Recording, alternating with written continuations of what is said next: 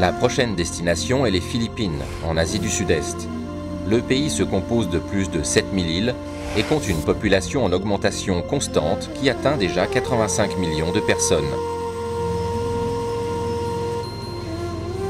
Au sud du pays, sur l'île de Mindanao, vit le peuple Bangsamoro, une population de confession musulmane.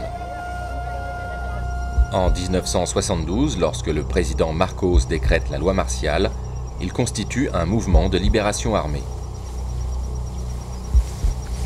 Plus de 100 000 personnes ont été tuées au cours de 3 décennies d'affrontements avec les forces armées des Philippines.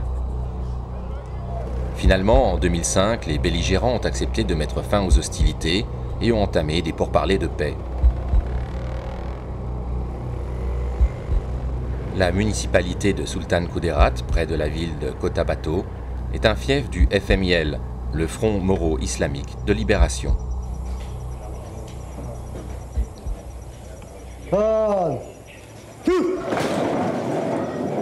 Mohammad a rejoint le FMIL en 1972.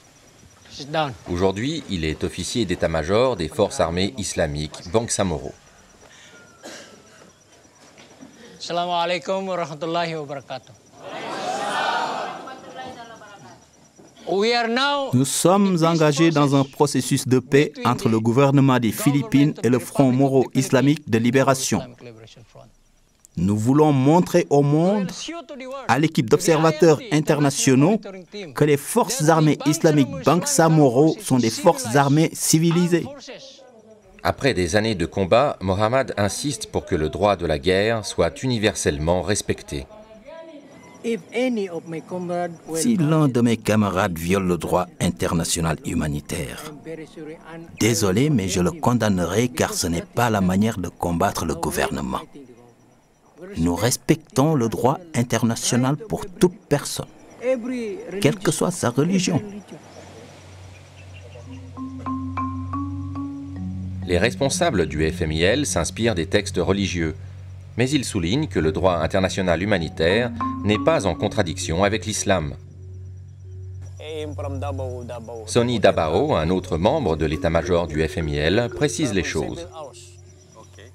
Le droit islamique est complet, mais nous devons intégrer ces lois humanitaires car c'est important aussi. Il n'y a rien de mal à ce que le FMIL adopte ces lois dans notre pays. C'est pour le bien de l'humanité, de toute manière, et selon nous, il n'y a pas de contradiction.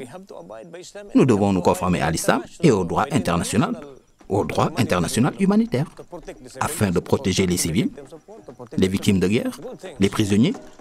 Ce ne sont là que des bonnes choses. Avant le combat, nous devons aussi déterminer s'il est approprié de conduire une opération contre l'ennemi lorsque celui-ci se trouve au milieu de la population civile. Alors, chaque fois, nous faisons de notre mieux pour respecter les droits et la sécurité de toute personne vivant dans ces communautés.